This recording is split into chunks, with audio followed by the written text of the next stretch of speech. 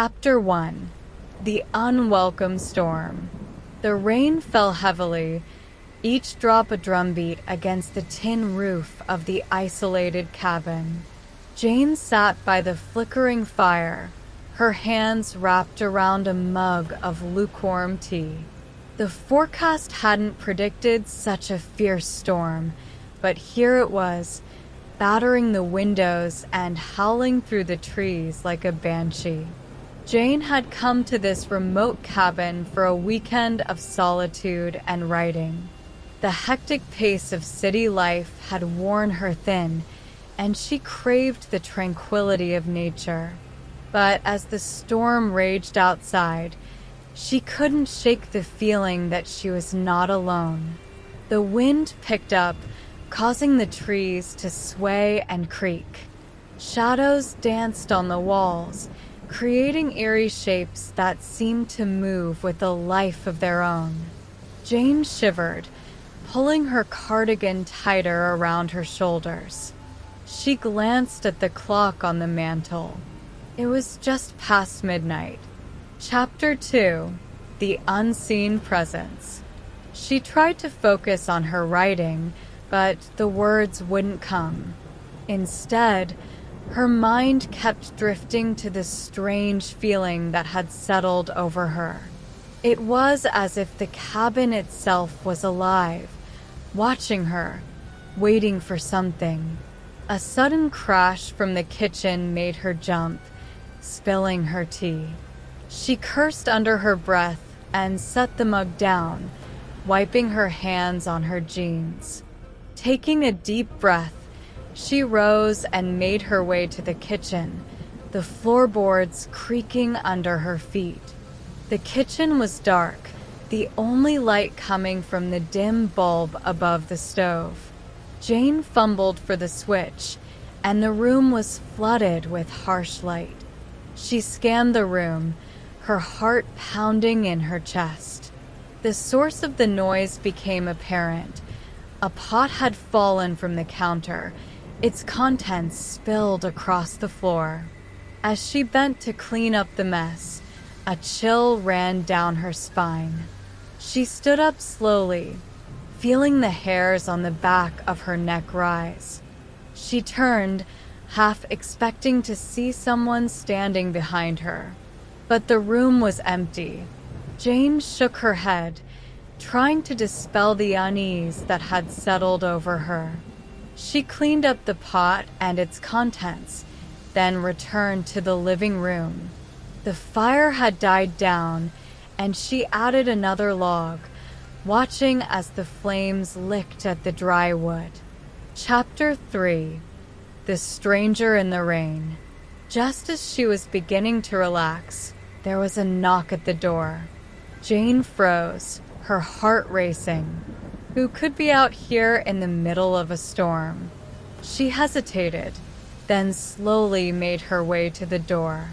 She peered through the peephole, but all she could see was darkness and rain. The knock came again, more insistent this time. She took a deep breath and opened the door a crack, peering out into the night.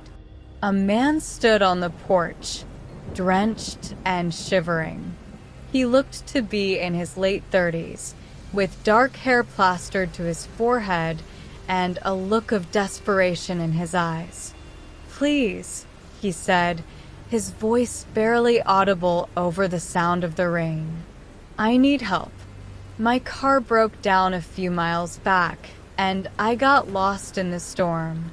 Jane hesitated. She had always been cautious about letting strangers into her home, but the man's plight tugged at her heartstrings. She opened the door wider, gesturing for him to come inside. "Thank you," he said, stepping into the warmth. He looked around the cabin, his eyes lingering on the shadows in the corners. "I don't know what I would have done if you hadn't answered." Chapter 4. The Growing Suspicion. Jane offered him a towel and a change of clothes, which he accepted gratefully.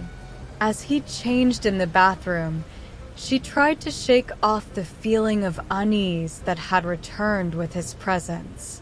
There was something about him that didn't sit right, but she couldn't put her finger on it. He emerged from the bathroom, looking much more comfortable in dry clothes. He introduced himself as Mark, a traveler passing through the area on his way to visit family.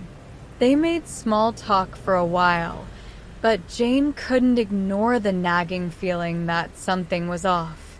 As the night wore on, the storm showed no signs of letting up. Mark offered to sleep on the couch, and Jane, too polite to refuse, agreed. She retired to her bedroom, but sleep eluded her. She lay in bed, listening to the rain and the occasional creak of the old cabin. Chapter 5: The Sinister Truth. In the early hours of the morning, she was awakened by a noise. It was a soft, shuffling sound coming from the living room. Jane sat up, straining to hear. The sound grew louder, more deliberate. She slipped out of bed, her heart pounding. She crept to the door and opened it a crack, peering out into the dimly lit living room. Mark was standing by the fireplace, staring into the dying embers. His back was to her, and he seemed to be talking to himself. Jane's blood ran cold as she realized he was holding something, a knife, its blade glinting in the faint light. She took a step back, her mind racing. She needed to get out of there, but how? The front door was too far, and she couldn't risk him hearing her. She crept back to her room, closing the door as quietly as she could. She grabbed her phone from the nightstand and dialed 911, praying for a signal. To her relief, the call went through. 911, what's your emergency? Jane whispered into the phone, explaining the situation as quickly and quietly as she could. The operator assured her that help was on the way, but it would take some time given the storm. Chapter 6: The Desperate Escape. Jane knew she couldn't wait. She had to get out of the cabin before Mark realized she was onto him.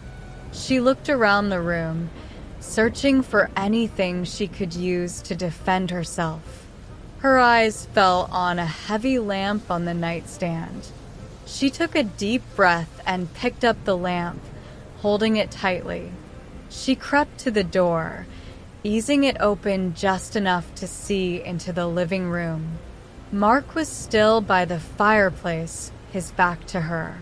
Summoning all her courage, Jane stepped into the hallway. She moved slowly, carefully placing each foot to avoid making a sound.